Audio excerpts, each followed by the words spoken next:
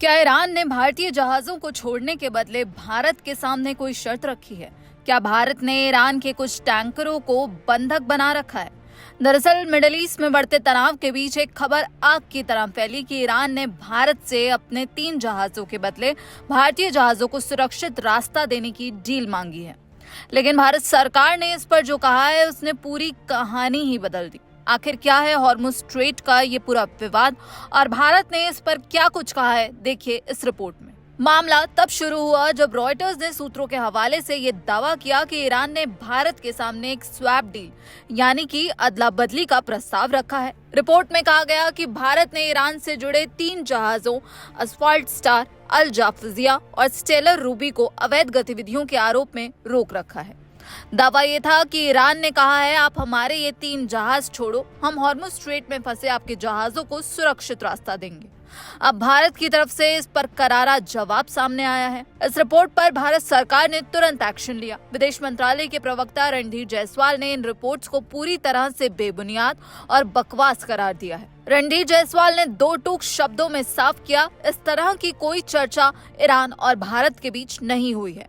उन्होंने मंत्रालय के बीच हुई एक प्रेस ब्रीफिंग में कहा, ये तीनों जहाज वैसे भी ईरान के मालिकाना हक वाले नहीं है और ना ही ये कोई ईरानी जहाज है। विदेश मंत्री ने आगे कहा, हमारे कई जहाज अभी भी हॉर्मुज में फंसे हुए हैं। हम ईरान और अन्य देशों के साथ बातचीत करने की योजना बना रहे हैं ताकि उन जहाजों को सुरक्षित रूप से वापस भारत लाया जा सके।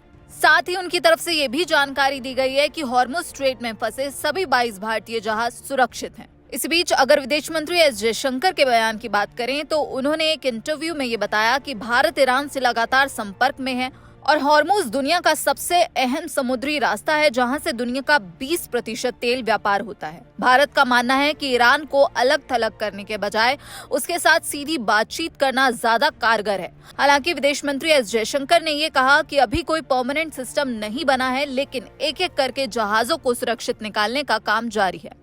तनाव के बीच भारत के लिए राहत की खबर भी आई है। भारत का एलपीजी जहाज शिवालिक और नंदा देवी सुरक्षित भारत पहुंचे।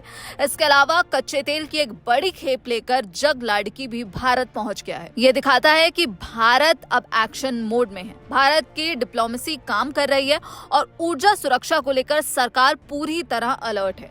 हॉर्मुज में जो चुनौतियां हैं, जो हॉर्मुज फिलहाल जंग का अखाड़ा बना हुआ है, लेकिन भारत की नीति स्पष्ट है कि भारत किसी भी ब्लैकमेल या गलत रिपोर्ट के दबाव में नहीं आने वाला। भारत अपने हितों की रक्षा के लिए ईरान और अन्य देशों से सीधे संवाद कर रहा है। जहां एक तरफ जंग जो अब खतरनाक मोड़ लेते हुए नजर आ रही है, वहीं भारत लगातार ईरान के साथ संपर्क में है और विदेश मंत्री एस जयशंकर की ईरान के विदेश मंत्री अब्बास अरागची से कई बार बातचीत भी हुई है और लगातार भारत और ईरान मिलकर काम करते हुए नजर आ रहे हैं। और अब भारत सरकार की तरफ से जो ये बड़ा जवाब सामने आया है रिपोर्ट को लेकर, उस पर आपकी क्या राय है हमें कमेंट बॉक्स में जरूर बताइएगा। बाकी देश और विदेश की तमाम खबरों के लिए आप देखते रहिए दैनिक जागरण। नमस्कार।